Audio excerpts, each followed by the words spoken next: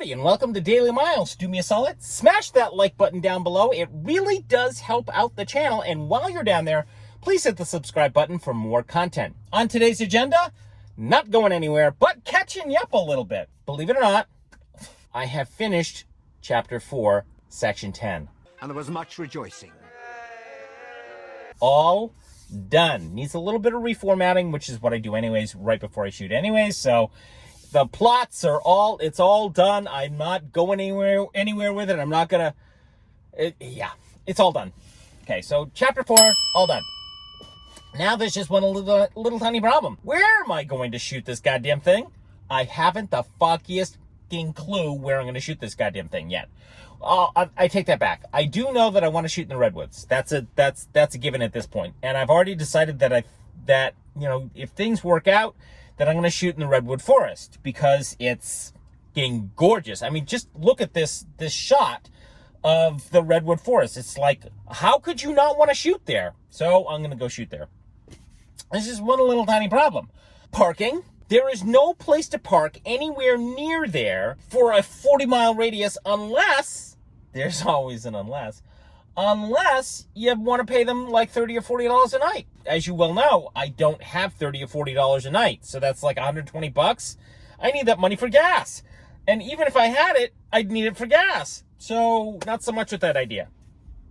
There are some pull-offs and turnouts in 30 miles in opposite directions. So I'd end up doing 60 miles a day just to sleep and then go back and shoot. So I need about 4 or 5 days to shoot and just to get it done and be done with Chapter 4 and so I can move on to Chapter 5. It's not going to happen. However, I've been on Facebook for the better portion of the last maybe 5-6 hours and posted to a couple of boondocking groups. And the boondocking groups have been less than helpful. I'm just gonna lay it out there. Less than helpful because people just don't read. Have you looked at iOverlander? It's in the description. Have you looked at the dirt? It's in the description. Did you not read the post? Did you try Seeker? The boondocker suggestion, you're gonna love this part. Well, just pay $20 and park. I don't have $20. And the whole point of a boondocker group is boondocking is free camping. You don't have to pay to camp. In the meantime, while I'm still researching a place that might actually work and that I can actually park at, there are a couple of suggestions and I'll go research them, but it's not looking good, kiddies. If push come to shove, I may have to go even further north to a little 9-mile segment. And I'll point it out to you on the map. And that may actually work because this shot right here was actually taken on that spot. That little 9-mile stretch. So it may work, it may not. We shall see what we shall see. In the meantime, however, somebody suggested that I go look at Sequoia Park, which is obviously sequoias. So, believe it or not, Sequoia Park is actually in Eureka. Eureka! It's definitely not going to work. But I've said that before about, city parks. But I actually passed by there the other day and went, yeah, not so much at that idea. But I'm going to go take a look at it anyway, so I'll take you kiddies along for the ride. In the meantime, however, let's get started on today's story. Today's story happened when I was 7 years old. If you are squeamish about blood and deformities, now would be a good time to click to the end where I go, and thanks a bunch for watching Daily Miles. Other than that, stick around. This is where the story gets interesting. So I was 7 years old, and I was living on Old Meeting House Road in East Falmouth, Massachusetts. And I had two best friends in the world, Tom Bird and Reuben Miller. Sorry, Reuben Malore. Tom lived up the street off of Ginger Street, which is the street off of Old Meeting House Road. And Reuben lived at the very bottom of Old Meeting House Road, where it cuts into Old Barnstable Road. So Reuben used to live at 135 Old Meeting House Road, which is this house right here. Reuben and I are playing around, yada, yada, yada, and we've been we would frequently go out into the bogs and play around and play this or that. It all blurred together over time. But there was a tree. Where the little red pin is where the tree was. And obviously somebody cut down the tree because it's no longer there. We were playing hide and seek variation. So he was trying to figure out where my army was, i.e. where I am. And I hid up in the tree. I literally got out of the house and went to the edge of the property and climbed this tree. And he's looking, and I'm watching him like in the house, and he's definitely not finding me. And he finally comes out of the house and makes a beeline for me. And he literally comes right to the base of the tree, and he says, "I gotcha." I jump out of the tree and I yelled, "Geronimo!"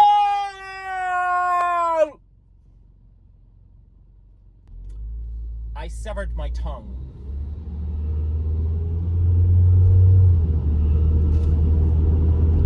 I severed my own tongue. So, off I went to the hospital, out to Otis Air Force Base. My mother, the blood, the tongue, and it's, oh my God, it's fucking nasty. And I'm just I cannot even fathom the amount of pain that I'm in. It's just, I want to kill myself. So, I'm at the hospital, and they actually reattached my tongue. Even today, you can sort of, it's all healed up at this point, after, like 30 years. They bring me home from the hospital, and this is where I find out that I have an allergy to hydrogen peroxide. Because they get me home from the hospital, and my mouth is swelled up like this. And my mother's like, "What's wrong with him?" And it's at this point that, my airway is starting to get clogged, and I can't breathe. So they rush me back out to the hospital, and and they literally had to cut into my tongue to get me to breathe again, because my tongue had swelled up to literally the size of a baseball. That's how allergic I am to hydrogen peroxide. So not so much with that idea.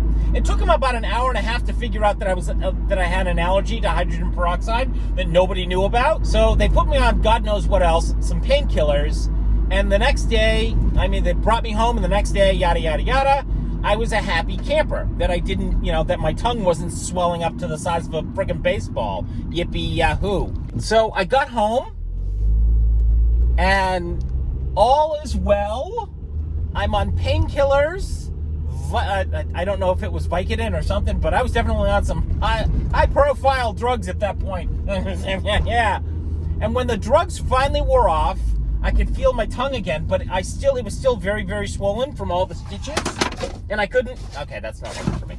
And I couldn't really do anything, so I basically had to eat food through a straw. And the straw had to go all the way back into my throat so that I could ingest food. It took almost 3 weeks to get the stitches out, and then another month and a half after that before I could actually eat again. That is my story of how I sliced my tongue wide open. Oh, Ruben, if you're watching this, hi. Alrighty. On to Sequoia Park. Look at that. $489 if you run the red light. I guess I won't be running a red light anytime soon. Good Lord. Yeah. We're here. Oh, there's a parking spot up here. Looks like there might be.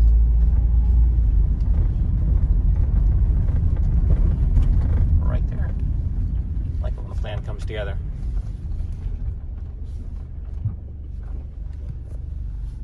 Here. Let's go take a look.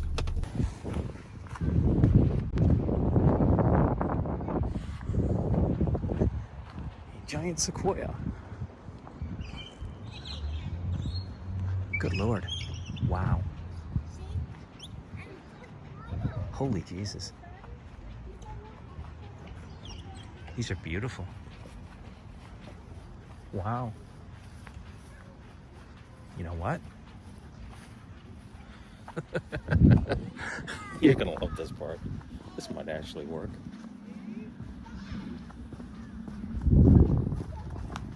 This might actually work. Wow. This might actually work. Holy Jesus.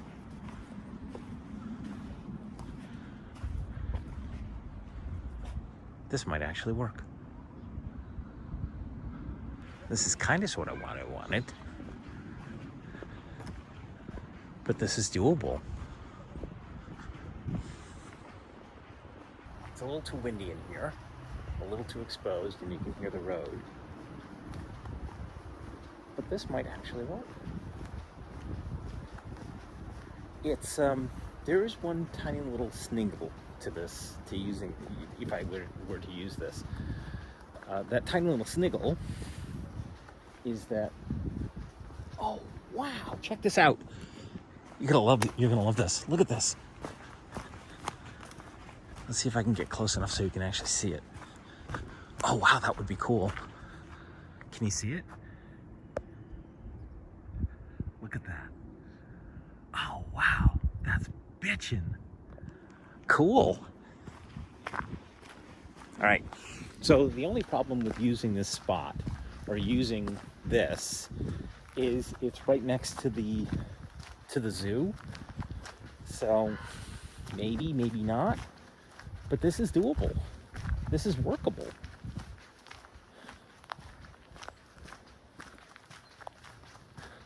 Let's take some temperature, shall we?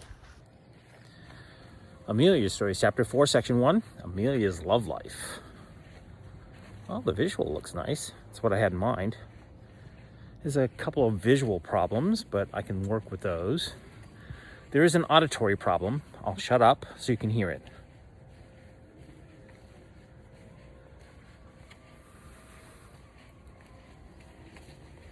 You can hear the siren.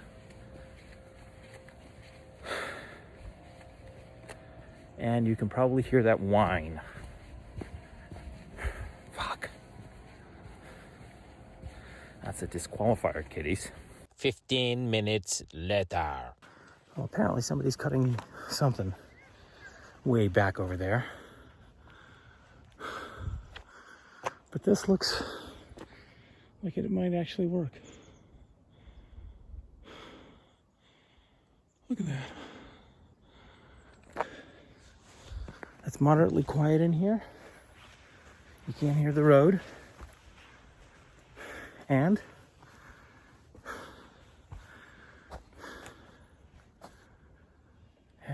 all you're getting is sequoias behind me.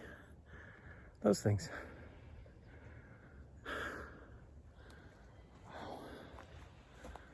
Wow. Wow. Did I mention wow? All right, so here's what I'm gonna do. I'm gonna try just one of these. Just one. And if it works, then I'm shooting the whole series here. If not, then we're moving on down the road. But I'm gonna try just one and see if that works.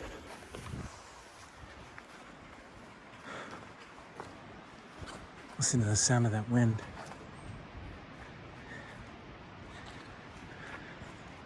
Wow. Or we have to do a little ASMR in here. That would be way cool.